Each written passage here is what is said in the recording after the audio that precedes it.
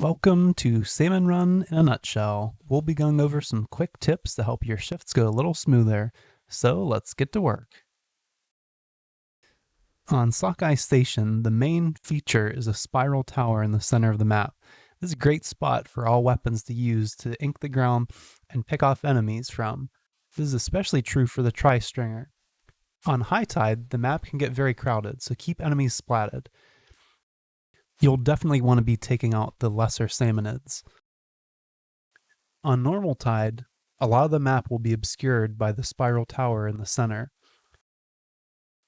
On the positive side of things, the spiral tower is in the center, so this can be an optimal spot to throw bombs to revive a fallen teammate. This is also a good area to observe everywhere on the map from. Because it's in the center, you can see in every direction. On low tide, there are 4 paths towards the water. The static enemies like flyfish, big shots, and stingers will have to be splatted at the shore, so utilize the paths on the far right and far left to get into a close enough position. Just make sure there isn't anything like a steel eel or scrapper following you. The tri-slosher has a relatively low range, but a fast attack speed for a slosher. This weapon can splat chums and small fries instantly. Quahawks go down in 4 sloshes, most bosses take 5. It is limited by its range, but it still has enough to easily reach bosses like steelheads. Fish sticks, on the other hand, will be tricky to hit without going on top of the pillar. Horde clearing and egg recovery will be the main priorities on this weapon.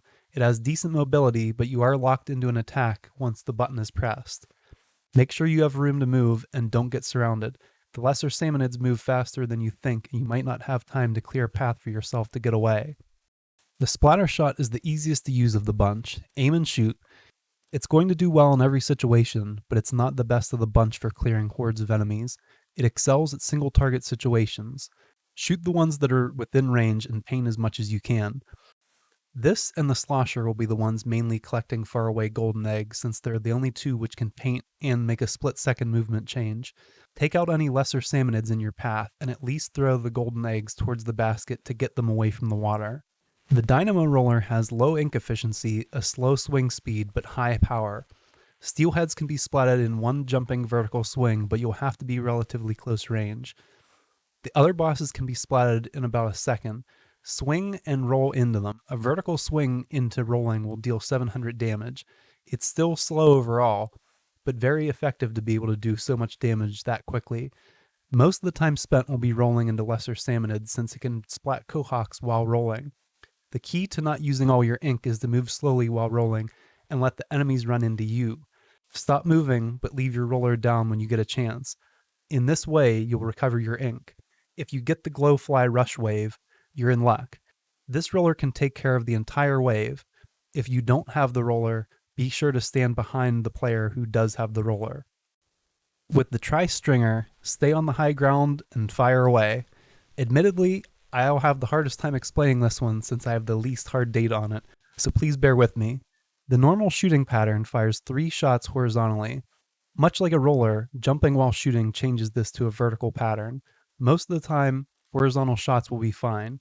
I recommend charging and performing a jumping shot when attacking steelheads. The range will be a factor when using this weapon. If a steel eel is far away, you might need to do a jumping shot to hit it with all 3 shots. When in close range, you will do damage much faster if tap firing, since you can hit all 3 shots rapidly. Only do this for enemies that won't be trying to attack you. Otherwise, you're better off keeping distance between you and the enemies.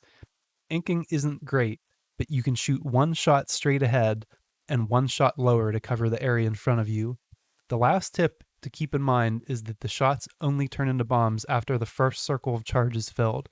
At this point, the longer the charge, the more narrow the shots will be, so you'll want to use a full charge when shooting at any targets at long range.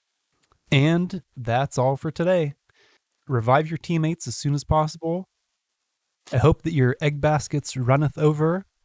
Good luck and good fishing.